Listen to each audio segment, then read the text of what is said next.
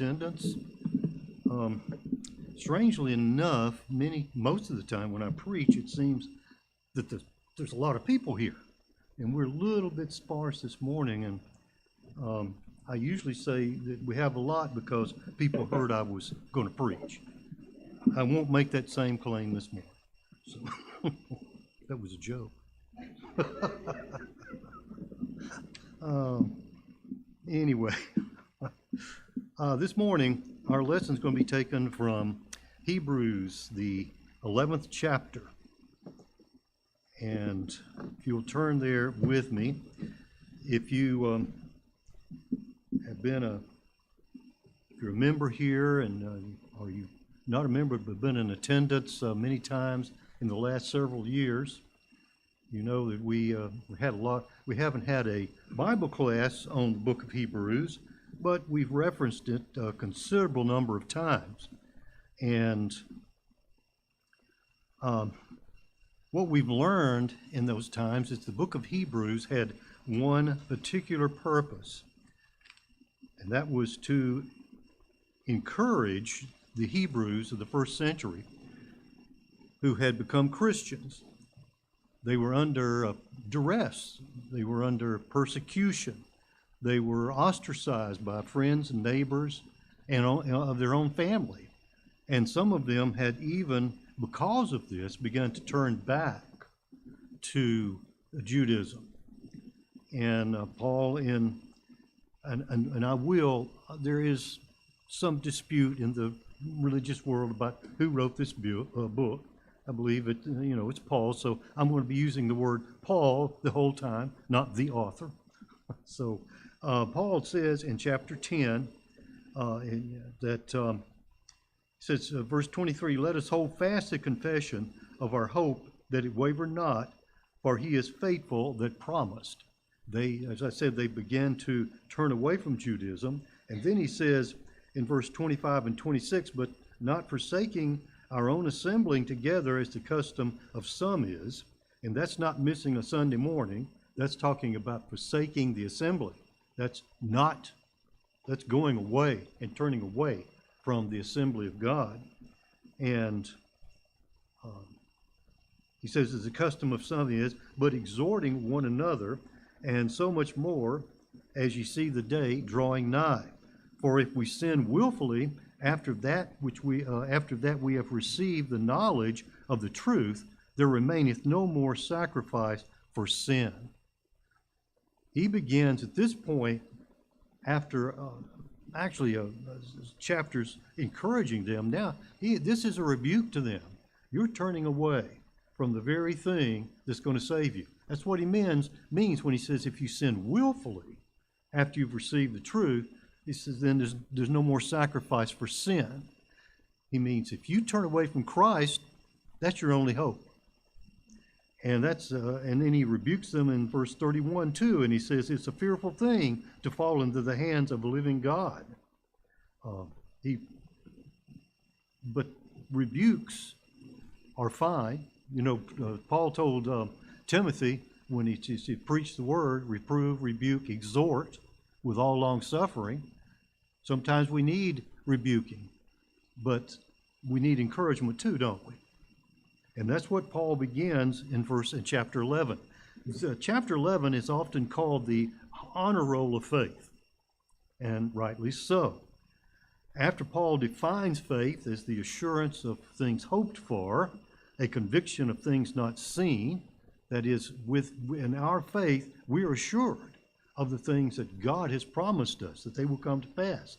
And we are convicted, we have a conviction of things not seen. We don't see heaven, we don't see God, we can't see Christ now, but we are convinced of that through our faith in Jesus Christ, through the word that was given to us, the gospel of Jesus Christ. Paul then continues by noting some specific examples in the Old Testament of those who demonstrated their faith in God, in their obedience to him. Abel, of course, Noah, and Noah was a faithful man, but I always thought that it was interesting that in the case of Noah, he spent that time building the ark. We don't know, exactly how long, and what people must have thought of him. And it came time for the rains, and every animal was put into the ark. Then his family came in, and it says God shut the door. It didn't say Noah did. God shut the door. It must have been a terrible thing in the mind of Noah to do that, knowing that all these people were out there and they were going to die. They might have been unfaithful to God, but still they were there and they were human beings. And his faith in God caused God himself to close that door for him. And it says that we learn about Abraham also and his great faith, of Sarah, of Isaac, Jacob, Joseph, Moses, Joshua. Joshua is not mentioned specifically, but the falling of the walls of Jericho were mentioned, and that's Joshua who Joshua is involved in that, of course. And he even mentions Rahab the harlot, who was not a Hebrew, as having faith. But then he comes to chapter 11, verse 32, and he says, and what more shall I say? He's already said all these things, and he said, you might think that exhausts the whole issue, right? No, it doesn't. He says, and what more can I say? For the time will fail me if I tell of Gideon, Barak, Samson, Jephthah, of David, of Samuel, and the prophets, who through faith subdued kingdoms, wrought righteousness, obtained promises, stopped the mouth of lions, quenched the power of fire, escaped the edge of the sword, from weakness were made strong, waxing mighty in war, turned to fight armies of aliens. These particular verses here speak of an active faith. That is a faith, and of course faith, there's no faith without action, but it's actions they took through their faith and toward other people. It was Samuel who was made strong as a prophet. And think about Samuel.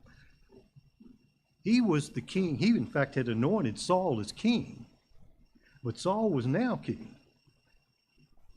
He was the ultimate power in Israel, as far as a human was concerned.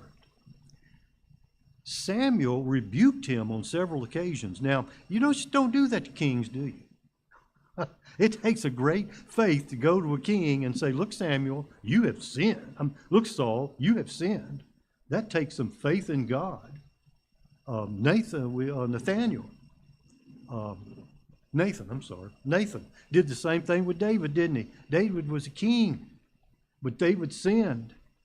And Nathan went to him and said, you're the man. You're the man that sinned. That takes a great faith, doesn't it? A tremendous faith.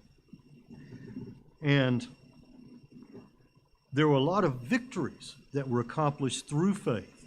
Israel's history was checkered. When they sinned, they were punished. But when they turned back to God, they were rewarded, weren't they? And that's the point here. Think of all the judges. Israel sinned. God rose up a judge. Then the people cried and repented because God, in punishment for their sin, had sent other nations against them, to war against them. And when they repented, God raised up a judge. And that judge went out and fought for them and conquered the enemy. That's the things that Paul's talking about here. And all that came through faith. And there were so many of them, and there are so many that are unknown, aren't there? So many faithful that are not known. And he says, he talks about them in that way. And this was kind of an active faith. He says that women received their dead by resurrection, and others were tortured. This is beginning in verse 35.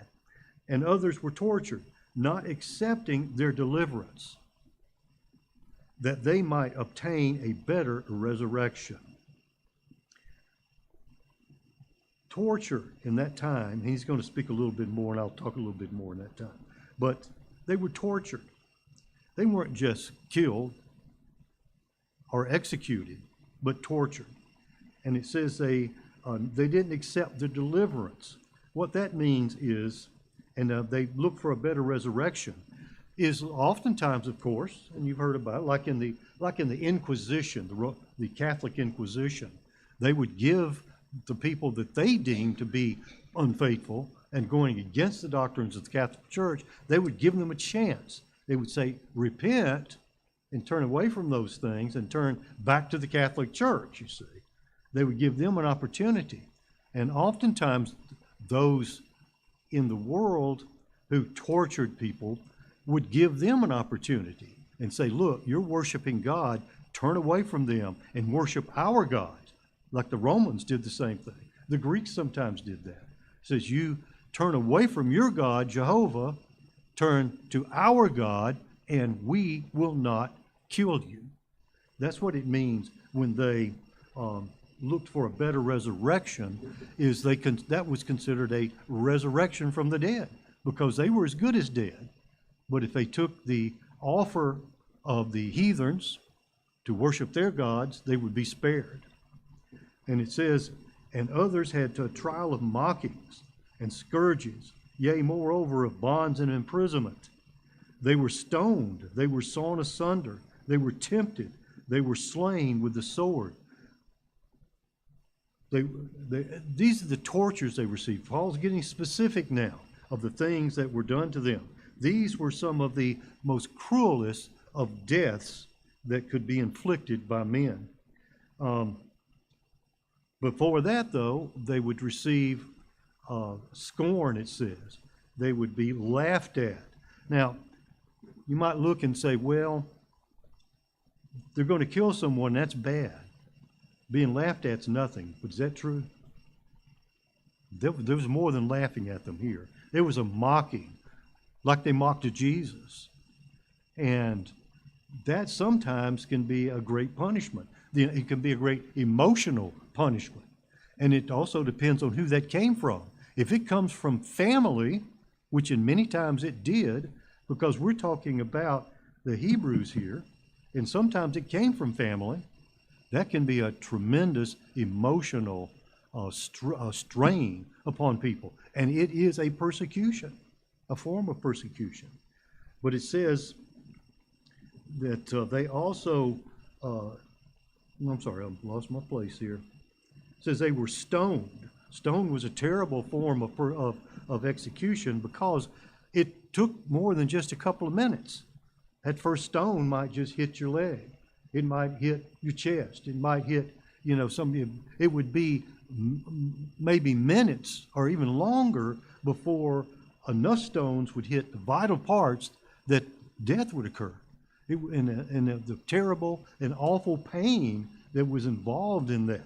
That's what men inflicted upon men. They were sawn asunder. Now, we live in a society where violence sometimes is commonplace. We see it all the time on the news, don't we? We see it all the time in movies. We see it on TV.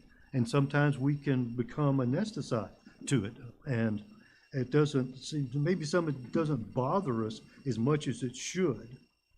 But I cannot, in my mind, imagine that kind of thing. Can you? Being sawn. When he says that, he is being literal. They were alive, and a saw was taken to them. And I just can't, it boggles my imagination to even conceive of such a thing. These individuals, who persecuted the Hebrews, he's talking about here, they thought of the cruelest forms of death. They had no respect whatsoever for human beings. It's obvious. And it says they were also tempted, and most of the translators or the people who wrote it think that means burnt at the stake. That was a common form of execution. They were executed with the sword, and that's not talking necessarily about being beheaded. a form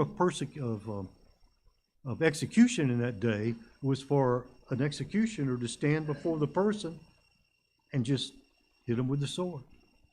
That was, and you know it's coming. You can see it, and it was kind of like not a duel, but it was like a firing squad almost. That's what they did, and it continues there, and he says those things are awful, obviously, but it says that they went in verse 37. They went about in sheepskins and in goatskins, being destitute, afflicted, ill-treated. Again, the emotional and the physical things that they suffered as living, not as being killed or executed. And it says, of whom the world was not worthy. Now that is one of the most, I think that's one of the most profound statements concerning the faithful of God you're going to find in the scriptures. The world was not worthy of them. Men said, you are not worthy of us. Men said, you're not worthy to live in this world. But God said the world wasn't worthy for these people. They were God's people. Among men there was no love for God. There was no pity for his faithful. Yet God said of them, of whom the world is not worthy. The world knows no higher standard by which to judge than its own code, and they were judging by that. The world denies who's to be most admired. You should admire faith, shouldn't you? God admires it. Men don't.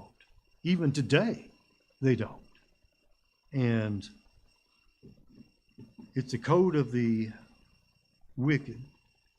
It seems to choose wickedness and to choose cowardice in human nature, and a human nature that can inflict these kind of horrible acts upon their fellow men. There's a tremendous contrast there, isn't there? A contrast between God and the cruelty of men. Yet God sees the heart. He sees the heart. And from the chapter 11, we see something else. He also sees the actions of men, doesn't he? If you read that beginning with the very first one, it's by faith Abel. By faith Noah. By faith Abraham. They each did something when you read them. It wasn't just, oh, okay, I believe. They did something. They obeyed God. That's the key. That's what they did. By faith, they obeyed God. When we think about those wonderful, beautiful people, it should send chills through our spine, shouldn't it? Think about that. Some, it might bring a tear to your eye because of their faithfulness and what they were able to bear up under. But God says, and these, verse 39, well, I'm sorry, let me go in verse 33, of whom the world was not worthy, wandering in deserts and mountains and caves and in the holes of the earth. Now, they were ostracized from society if they weren't executed or if they weren't imprisoned, and they were imprisoned also. And prisons in that day weren't like ours. They didn't have weight benches. They didn't have newspapers and TVs. They were not allowed visitors, and they lived in the most foulest of circumstances in these prisons. That's the kind of thing that they suffered. And they were also outcasts. They wandered from society. They were caused to wander from society. And they lived in caves. Now, in that day and time, it might be that they weren't like we are with our homes, the kind of homes we have, But they did have homes, and they did have houses, and they could keep them clean, and they did have food and so on. But they were wandered in the desert without the kind of food they needed, without the water they needed, and that was a punishment too. And even though they were alive, in a lot of cases, some people might have said, "This is worse than death." What they had to undergo, and on a day by day by day by day. This is what these people suffered. But there was a reward for them. It says in verse 39, "And these, having had witness borne of them through their faith," and that's a witness from God, they were faithful, and they received not the promise. God having provided some better things concerning us, that apart from us they should not be made perfect. These people, as faithful as they were, and despite the pain they suffered, didn't receive, Paul says, the promise. Now, Paul doesn't say they didn't receive the promises, did he? He didn't say they didn't receive a promise. He says they didn't receive the promise. For the Hebrews, the promises that would come to mind would be those made to Abraham. In Genesis 12, 1 through 3, God says to Abraham, "Go from your country and from your relatives and from your father's house to the land which I will show you, and I will make you into a great nation, and I will bless you and make you a great name, and you shall be a blessing, and I will bless you and I will bless those who bless you, and the one who curses you I will curse, and in you shall all the families of the earth be blessed." Now, for the Hebrews, the three promises that were made there that they would understand would be, first, a land promise. They would be given a land, wouldn't they? And that land was Canaan. They became Israel, of course. They would also become a great nation. And they became a great nation when they left Europe, when they left Egypt, they would become a great nation. Those two promises had been fulfilled. But there was one that was yet to be fulfilled. And it says, "In thee shall all the families of the earth be blessed." The Jews were not the blessing. They were not the blessing. The Israelites, the Hebrews, were not the blessing. It says, "In you," that is in Abraham, or shall all the families of the earth be blessed. And that was his seed. In Galatians 3:16, it says, "Now the promises were spoken to Abraham." That's those three promises. But he specifically now, Paul notes, the one promise. He says, "Now the promises were spoken to Abraham and to his seed." He says, now Paul continues and says, he does not say, "and to seeds." Now the seeds would be the Hebrew nation, the Israelites. That would be the seeds. And he says the seed, he didn't make that promise to the seeds. He made it to Abraham's seed, one. And he says, as one would in referring to many, but rather as in referring to one, and to your seed, that is to Christ. So God made that promise to Abraham, and that promise, all the families of the earth shall be blessed through your seed, was to one seed. And in Hebrews, in Galatians 4 through 5, it says, "And when the fullness of time came, God sent his Son, born of a woman, under the law, so that he might redeem those who were under the law," that was the Israelites, "and that they might receive the adoption of sons and daughters." And in Hebrews 11:40, it says, "Apart from us, having provided some better thing concerning us, that apart from us they should not be made perfect." Jesus came at the time of Paul, didn't he? He came in that time. He came in the time that he was writing to the Hebrews. And he says, apart from us, they should not be made perfect. It doesn't mean that the Hebrews in the first century somehow had some blessing for the people that had gone on in the past. It's not what it's talking about. It's talking about the fact that in the first century, the promise was fulfilled and God came. And he says, we received the promise of Jesus Christ, the one that they were looking for. In Galatians 4:4-5, Paul says, but when the fullness of, I'm sorry, I just read that. It says,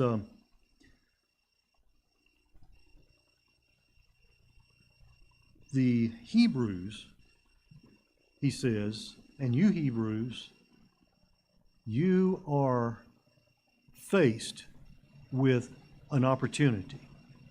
You're faced with some facts and an opportunity, because the promise has been fulfilled now, the promise they were looking for. In chapter 12 now, in verse 1 and 2, let's read those of Hebrews. It says, therefore, and that's an important word. When you study the scriptures, if you ever see a transition word, know it is important. Therefore, but, and so on. Those are important words. What they mean is, I've said something, now what I've said has an effect or has a conclusion. He says, therefore, let us also, seeing we are compassed about with so great a cloud of witnesses, lay aside every weight and the sin which does so easily beset us, and let us run with patience the race that is set before us. He says, now, you have all of these people who have gone before you, and I have talked about them, and I've shown you their faith. And their faith, they didn't receive the promise. He says, but you have received the promise, hasn't he? He says, look at the faith that they had, having not received the promise. What should be your attitude? It says in verse 2 of 12, looking unto Jesus, the author and perfecter of our faith, who, for the joy that was set before him, endured the cross, despising shame, and has sat down at the right hand of God. What a blessing that he says you have. We have these wonderful witnesses there to what faith can do. And they're a constant reminder to us that what they have been able to do, having not had Jesus Christ, what should be your attitude having Christ? Paul tells the Hebrews that given the examples of those who came before, God expects at least as much from them, that is, those Hebrews, especially since at their time that Christ had come. Now, that was to those Hebrews back then. But to us, also, in Ephesians, the 2nd chapter,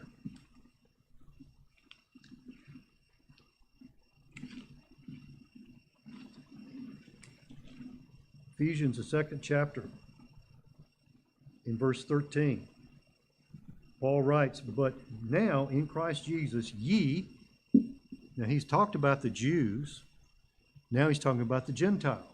The we are the Gentiles. They're not the Hebrews. He says, but ye that once were afar off are made nigh in the blood of Christ. Everything he said here was written to the Hebrews, but it applies to us, doesn't it? Because Christ is here too. Christ has come in our time, because we're included in that time, the time after Christ rose from the dead. So so all of these things in chapter 11 are just as applicable to us as they are to the Hebrews of the first century. And you think about that. We look at these and we're told that these things were written for our example, right? And you think about that and the faithfulness of these people, and then you look at us today. What should be our attitude? We don't face the persecution of those in the Old Testament that Paul had written about. We don't face the persecution of the Jews of the first century. So we have to be very vigilant, don't we? Very vigilant that we don't do the same thing that the Hebrews do, but for a different reason. Not because of persecution, because of neglect. Just because of neglect. Because of forgetfulness. Forgetfulness. That happens a lot of times. Sometimes maybe laziness. All these things can affect us too. And not that we don't. I think that it can be rightly said that we do face persecutions in this world. We face persecutions in an emotional sense, in looking at the world and how it. Darren said something this morning about that. In studying with Amy, how looking at the world and how the things that are happening, the sin that's there, can be a burden on us. It can be a burden to us sometimes. Not that we do that, but that we look and say, maybe like what is Hosea? How long? How long is this going to go on? And it can affect us too. And we need to be vigilant that we don't become discouraged because of that. This morning we need to look at ourselves. This sermon really is for Christians. It's not for non-Christians. It's for us, because that's who Paul was writing to there. And we as Christians need to be looking at ourselves this morning. Not just this morning, but really always doing so. Understanding that we too could fall into sin. We could fall away from Christ. And we need to continue to study and continue in our love for God. If there's one here this morning who feels that they haven't been the kind of Christian they need to be, that they've had that they've been weak in serving God, then this is an opportunity to think about those things. And if you'd like the prayers of the church, that also. If there is someone here who's not a Christian, never obeyed the gospel, we'd urge you to do so too as we stand and sing.